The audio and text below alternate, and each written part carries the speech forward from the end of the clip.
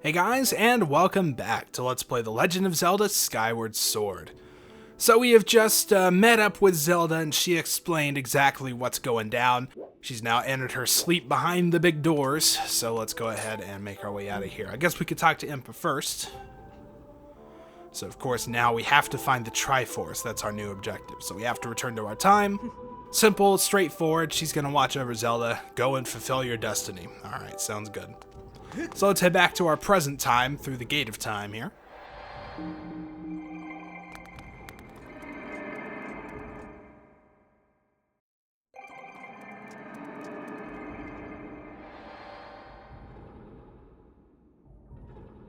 Alright, and we're back. So we have returned.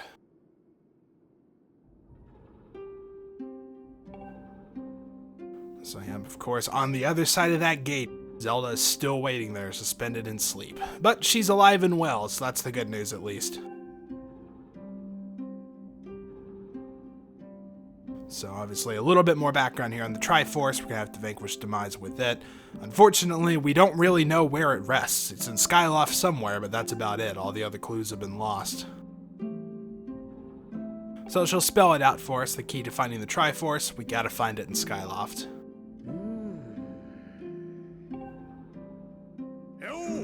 Nope, and Groose is gonna call our attention again.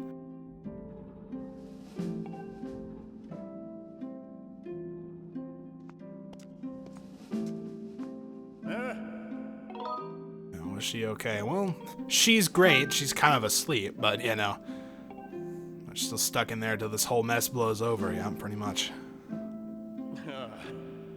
So Groose has decided he's not going back. He's actually gonna stay right here.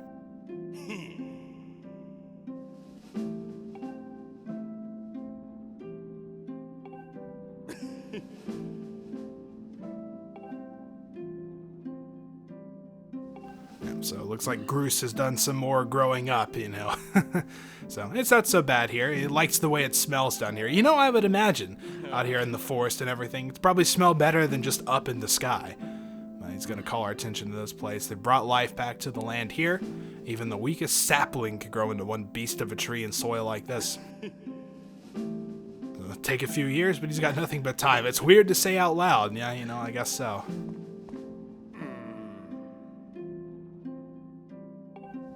And of course, Colin and Stritch, his old buddies back up there in Skyloft, tell him he's happy. All right, we'll do that.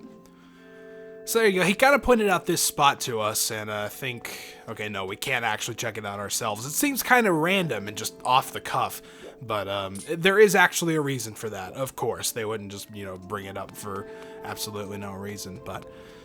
Okay, so we figured out that we need to get the Triforce. We knew we were going to have to do it at some point. I mean, come on, it's a Zelda game.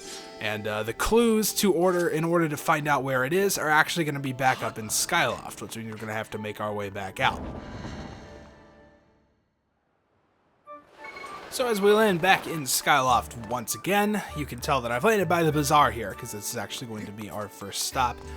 So let's head in. We're going to have a couple things to do, actually. I've done a little bit of grinding, I guess. I don't know if you'd really call it that off screen. In order to get some materials to upgrade some stuff. We've got a guy here who wants to talk to us. You can also notice that the fortune teller is missing. He doesn't seem to be here anymore. So we're going to learn something about that. We can do our upgrades. This guy's got a new thing to sell us. I think he just sells us a quiver so we can hold more arrows. So I'm not really too concerned. I'm also going to stop by item check. I guess we can do that first since that's what I'm closest to. So we're going to do a little organization. Basically what I'm going to do is just dump one of these heart medals and get our other empty bottle back. And there we go. It's not the most organized thing in the world, but whatever. That works for now. I'm too lazy to fix it. Bye. Okay, so also, like I said, we've got some upgrades to be doing. Quite a lot, actually. So don't even get me started about Scrapper, man. Don't even bring him up. Alright, so we've got a couple things. I'm basically going to be upgrading everything except the slingshot, because the slingshot uses jelly blobs, and I don't want to use jelly blobs. Also, it doesn't matter. I don't need the scatter shot for anything. So we can start with our bug net. You can see it's going to increase the size of the net. It costs 100 rupees to do so, which is a little absurd. We can go ahead and upgrade this. And that'll upgrade it to the big bug net. Well, that makes sense, I guess. It's now double its original size, so we can catch more bugs. Okay, so next up we're going to be upgrading our hook beetle. We're going to be upgrading it with some speed, which is nice because that thing is very slow. So let's go ahead and do that. And upgrading that gives us the quick beetle. Cool. Watch where you're flying, Speedy. Yeah, I always like that line. So next up we can upgrade the hook beetle again, and we can increase it with stamina this time. It'll give us a longer flight time. And that upgrade will give us the tough beetle. Now it flies farther and faster than ever before. Next up we can upgrade our bow one more. We're at the iron bow. We can upgrade to the sacred bow. Increases its attack power. Pretty self-explanatory. And there, of course, is our finished sacred bow. Rain a terrible force upon your enemies. That sounds good. So there's a couple more upgrades. We're going to be working with our shield next. We can now increase it, of course, to improve its durability. And that upgrade will give us the Divine Shield. Still repairs itself, and it's more durable. So, of course, our final upgrade to the shield is going to give it its best durability. It also looks pretty cool, actually. Let's go ahead and upgrade it. Costs a whopping 150 rupees, though. We're burning through those. And that will finally give us the Sacred Shield's final incarnation, the Goddess Shield. It's even more durable than other versions. And it looks pretty neat, too. Alright, so that's going to finish out our upgrades. We actually have enough to upgrade the slingshot, but like I said, I don't really care about the scatter shot. Actually, no, we don't. We're missing a dusk relic. Okay, well, there you go. So those are actually kind of tough to get, so I wouldn't really want to bother with that anyway. But I want to keep my precious jelly blobs, so we're going to leave it at that. Okay, so first things first, let's go ahead and equip our Goddess Shield. We can see it actually looks pretty neat. I can't really... Okay, I guess that's good enough. We can see the light reflecting off of it and everything. And we can... no, we can't shield in here because no weapons allowed in the bazaar. So we got that. We also can't check out the rest of our inventory, so we'll just have to save that for later. Okay, so let's talk to this guy over here at the bar. He's got a super long face and neat little hat there, I guess. Is that a hat? I don't know. Whatever. Alright, so let's go ahead and talk to him, and he's going to say he hasn't seen the fortune teller, and that's of course going to give us our hint to start this little side quest. So his crystal ball actually got broken, and he wants us to run over and check on him. His house is on the eastern edge. Alright, so that's obviously what we're going to be doing next. Let's go ahead and make our way out of the bazaar. And the fortune teller's house is actually pretty easy to find. I mean, I think I came out of the bazaar at almost the worst possible place. But it's going to be over here with all the rest of these houses, so we can make our way over there pretty quickly.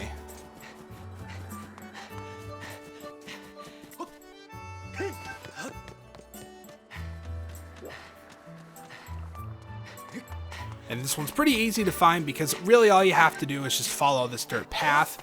If you just follow it up and around, you can see we've got this little alcove here we can go into.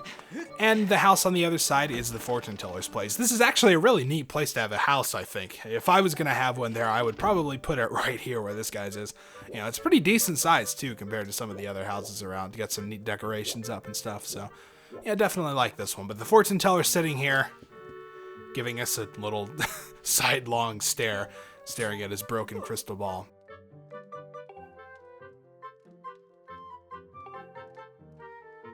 And of course, he's going to go on about his exquisite, all-seeing eyes being clouded over with sadness. Aw, poor fortune teller.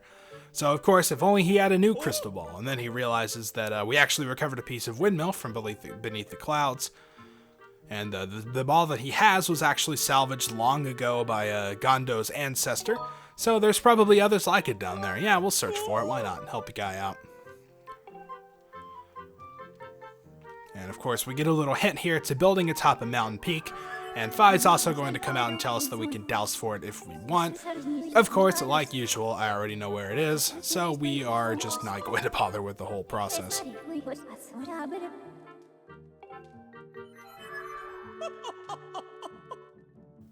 I like this. And then as soon as you stop the dialogue, whoop, he goes back to being sad again. Does he get happy? Oh, he's happy when he talks to him. Hey, you're here. Let's talk. And nope, now he's sad. I love the fortune teller. He's awesome. Okay, so we now have our quest to go find the fortune teller a brand new crystal ball from below the surface. If you don't really know where to find that kind of thing, and I don't blame you, because it's not really ever been pointed out, we did get the hint that it's atop a mountain peak, and of course, if you want, you could also douse for it. So where we're going to head, you may see it in the distance there. We're going to head into that red column and out to the Elden Volcano. Alright, in our preferred descent area, it's also worth noting that, center again. Yes, you can actually land inside the fire sanctuary. That bird statue, I was wondering whether or not you could land at it. Yes, you actually can. We're gonna go to the temple entrance for this one, though. And this temple is the Earth Temple, not the fire sanctuary that we were in before. So we're gonna drop down here, and the crystal ball in question is actually right there. Check that out. It's pretty neat looking. I think it's always there. You may be able to look up, like, even the first time you come here and see it, but obviously you wouldn't be able to do anything with it unless you've activated this quest, so you know, we don't need to worry about that. Alright, so to get there, we're going to have to use our claw shots. There's also a gossip stone here if you want. You can drop off here and reach the crystal ball.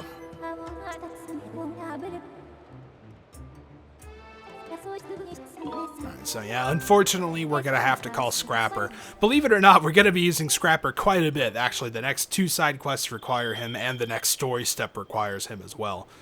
Fortunately, he's not so annoying as he was before, but that whole experience has kind of, like, soured my relationship with this guy. I just want to just carry my stuff and get out of my face, man.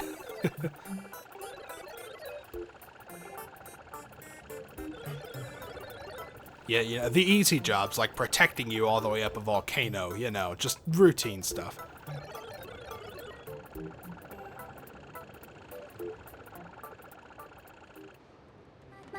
Okay, so he goes up into the sky. He's going to follow us with the crystal ball, which means that we should probably do the same. So let's head back to the bird statue. And we will land back at Skyloft. Now we gotta figure out the best way to get back to that guy's house from here. I think it's pretty close by. Yeah, I'm basically already on the eastern edge, so I think this way would do it. Yeah, there we go. We can just drop down here and then back into his house.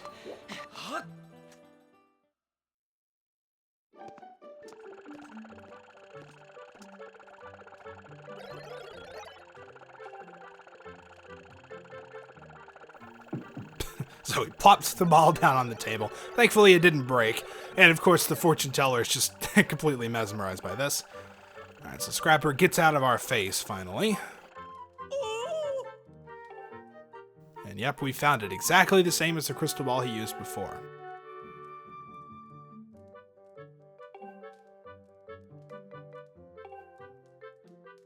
And he's going to tell us our fortune for a special price. You've seen how much we've had him read our fortune so far in the game, so don't know how much that's worth, but the gratitude crystals are worth it, so there we go. It's another bunch of 5. So we're up to 60. Yeah, I thought we were up to 65, but no, I was one behind. We're not actually going to get our next reward until 70, so it's still going to be a little bit before we can do that. But we have now completed that side quest, which means we can head out.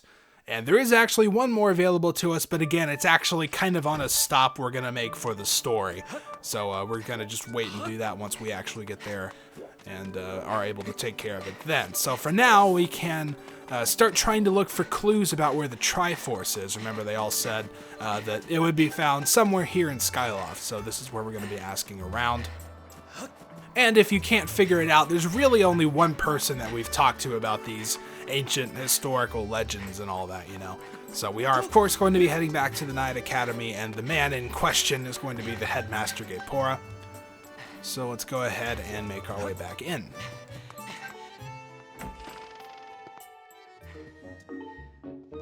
Alright, so let's go into Headmaster Gapora's place and see what he knows. Of course, he's got the speech bubble above him, which means we're in the correct place. So it's been a little while since we've been back here and talked to this guy, actually. So we haven't really updated him very much about Zelda's situation at all. Unfortunately, for whatever reason, Link decides to just give him the silent treatment. I mean, he always gives people the silent treatment, but you know what I mean. He doesn't tell him what's up, so I guess he doesn't want him to worry, you know. So he's done some thinking and decided he wishes to help, which is good. I'm glad he's decided this. So he wants to share as much of his knowledge with us as we can. It just so happens that we do have a question about Skyloft and its history, so actually... And he seems surprised that we actually even know what the Triforce is. The ancient texts make several mentions of it, but unfortunately the actual location isn't revealed in there. so its whereabouts are lost to history. And unfortunately, even though he really wants to help, his knowledge is of little use on the subject. Well, okay, that was a waste. Nothing else for me at all? You know anyone else? And no, he doubts anyone else in town would know much about it. So, okay, great, thanks. You've been a tremendous help. But as we leave, he calls for our attention. And he thinks of someone. I'm familiar with Levias, the great sky spirit who's guarded our realm. I can't say I'm familiar with him, but I guess Link would be. So his knowledge of our world is encyclopedic. So yeah, where is he? Uh-oh. Of course we got some kind of problem, don't we? So he's going to talk about the Thunderhead. And recently, rumors Levias is trapped inside. Well, that's not a big deal. I mean, we've been in the Thunderhead. And of course, he's going to point out that Instructor Alan's been doing some research on it, so he can fill him in on the details later. Let's speak with him ourselves. Okay, so he's going to pass us off to someone else. Unfortunately, Alan is a little bit more knowledgeable about the current status of the Thunderhead and Levias and all that. And he's also just next door, so it's very convenient. This is a really interesting room, by the way. I don't think we've been in here yet. It's got all kinds of plants and stuff around. It's pretty neat. But I imagine, you know, all the pollen or whatever, like you'd be really allergic to it or something. You'd have to have a really resilient sinus cavity, I guess. Alright, so of course we're going to ask him where to find Levias. But it's not the Levias we all know. That's a monster. Uh-oh. Full of malice. Well, that can't be good. Our old, wizened creatures change, but perhaps it's more that he's possessed by something. So, of course, yeah, we want to talk to him. That's impossible, though. Not capable of listening in his current state, and even if we were to get close, it'd likely end with us getting brushed aside instead of lying to your death. So, that's probably not a good thing, but we pretty much have to go. I mean, there's very important stuff at stake.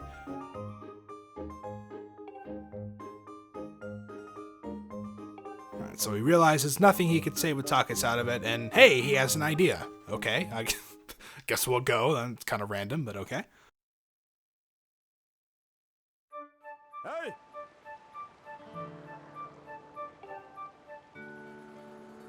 Alright, so of course, our plan now is to free Levias from whatever's possessing him. He's about to teach us a powerful bird riding technique. Hey, that's cool. I haven't learned anything about that in quite a while since the start of the game. So he's going to teach us the spiral charge, and using it we can rid Levias of the blight that has a hold of him. And all you have to do is press A. Well, that's simple.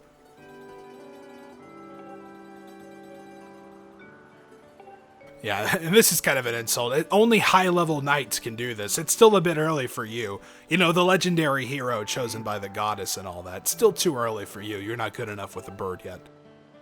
Okay, so he's going to teach it to us, fortunately, so we can just jump right off and call the bird. And we have this nice upbeat music here to accompany us, which is pretty cool.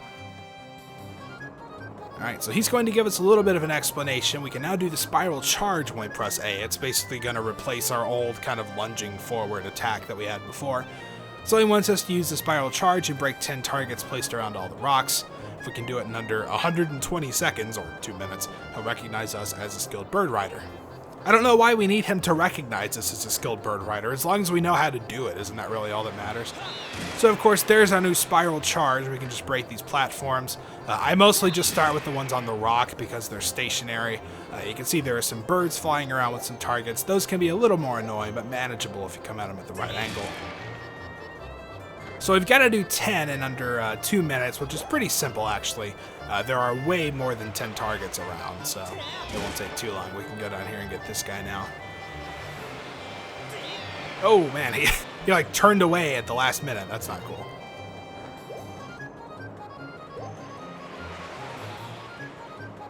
Alright, so I was going to go for that bird, but this thing on the rock popped out at me, so I'd rather get that, because those are definitely the much easier ones to get. Alright, let's go over here. There's that one, and can we get this guy? Okay, maybe we can't. Man, those birds are annoying. I usually don't have that much trouble with them. Alright, but there's plenty of targets around to be had, so you don't need to worry about going after the birds too much. You can also get this one. If we can get it at this strange angle, I think we should be able to. Yeah, there we go. Alright, so we just need 2 more. There's one down here. This one can be tricky because it's in between these 2 rocks. But with proper aim, it's not too bad. I kind of hit the side there, but that's fine. I want to get at least 1 bird. Man, okay, I got that one. Wow, it usually is not that close. I finished this with like 40 seconds left before. I guess I just did really poorly on those birds, but we managed to do it, so that's really all that matters. Again, though, I don't know why he has to acknowledge us, as long as we know how to do it, right? But, well, we are now a qualified bird rider, so now we just have to address how to go about finding Levias, and he's going to recommend us to the owner of the Lumpy Pumpkin. Thankfully, he's not still mad at us about breaking a chandelier. So that's going to be our next stop. And they put you right at a pier, and there's really not too much else to do. So I say let's just go ahead and jump off and head over to the Lumpy Pumpkin. Alright, so we've made it here. Let's quickly hop off before we fly over it. I wasn't moving. Alright, so as we go down here, we can see Kina's actually got a little bubble above her head. She's not the one we need to talk to for the story, but we're going to go ahead and talk to her anyway and see what she wants. She's going to thank us for carrying pumpkins the other day. Man, that was forever ago. But unfortunately, plowing the patch is hard work, and she's apparently sleepy and doesn't want to do it. So, I know someone. I don't really, but we'll just say we do. Alright, so now she wants us to look for someone to plow the fields, and there's a 90% chance that this is connected to gratitude crystals. What else is it connected to, Fi? Come on. Okay, so she's going to allow us to douse for someone to plow the fields. That's kind of an abstract thing to douse for, but again, I'm not going to bother. So I don't know, is she like psychic? Can she tell if someone can plow the fields? Because like usually it's based off of materials or something like that, you know, but I don't know. I just always thought that was kind of weird. That's just a strange thing to be able to douse for. Okay, so if we were to use dowsing, it would point us again in this direction. We're going to be heading back to the Elden Volcano one more time. So let's hop off. Okay, so this time we are actually going to drop down at Volcano East. It's kind of a random bird statue, but this is the closest to where we need to be. So as we drop down, we can take a look over here, and we can notice this little opening. We've been in here before. This is territory we covered the very first time we went to the volcano. But we're going to head into this little opening here and drop down. Remember, this is the big, long place where you can fall. There was a goddess cube. I think there was a chest with a treasure there. But we're heading back here this time for something a little different. Oh wow, we're spinning around. I didn't know it did that. Alright, so we can actually drop off at this platform here, and we can see there's a magma on it. And this is actually the old magma elder that we met before. It's gold. Jim's got to thank us for his help. He's been searching for new treasure spots, but can't find anything. Maybe he's just getting woozy from working in the heat. So he's looking for a new job in a cool climate. I know a place. And it's in the sky. I love the sky. Yeah, I know, man. The sky is awesome, isn't it? Alright, so he's in. Let's do this thing. Well, we didn't have to pitch it very hard, did we? Alright, so obviously a mole would be pretty good at plowing a field. So yeah, let's go ahead and call the robot.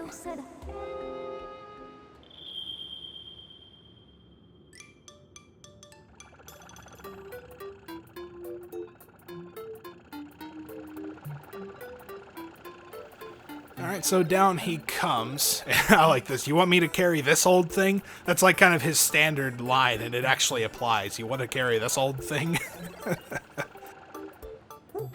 Alright, so he lifts up the magma. Well, check that out. And away he goes. Alright, so now we're tasked with finding a way back up to the sky, which is actually kind of annoying because you can't really go up from any bird statues here, so you've got to just find another one. However, it turns out there's actually a couple of the magma still kind of sitting around, and here's one that we actually met inside the fire sanctuary as well. And you notice the elder got lunched up. Where did he go? Beyond. Beyond? Beyond? He's gone? We all gotta go sometime, but wow, okay. I feel kind of bad for lying to that. Can I say the other thing now? Oh, guess not. Okay, well, I just told him that the elder died, so apparently that makes me a bad person, I think. Alright, so I'm coming back in a little further out from the Lumpy Pumpkin, but I kind of like seeing the elder flying behind us here.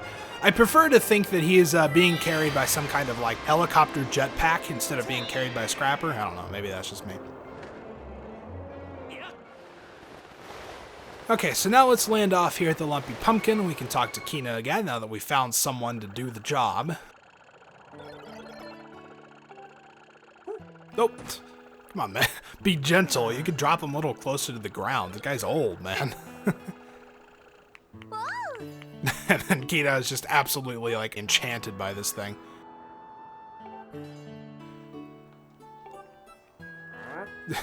And then he's mad that we're trying to get him to work in the field. Come on, man. You signed up for this.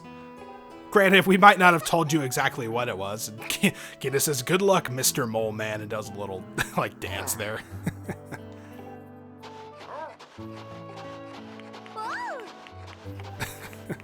I love how Kina is just completely infatuated with him.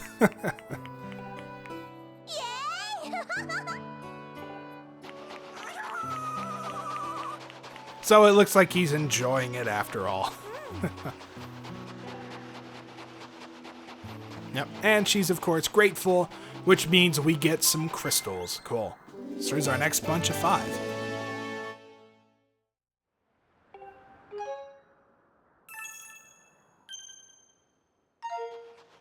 Alright, well, now that we've got the fields plowing here, this guy's just going to town. I think, yeah, we can still talk to him here. And he's now very excited about his work. So, well, it's good that we found him something safe to do as well, so he doesn't have to worry about getting killed in some sanctuary temple or something, you know? Okay, so now that we've got that going, we can continue what we were here to do in the first place, which was to talk to the owner about Levias. So we can, well, check this thing out. I don't know if this has always been here or not, but wow, this is huge. All right, so let's talk to the owner real quick. And yeah, we actually do have something pretty serious on our minds. So yep, every year the owner actually offers him an entire basin full of pumpkin soup. It's kind of cool.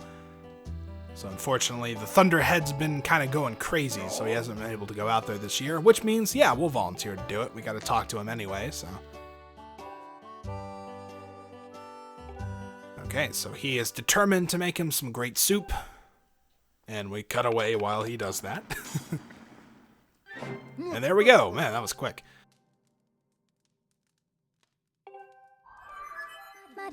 So, guess what? Once again, we get to call Scrapper. Like I said, we get to be dealing with him a lot for some reason.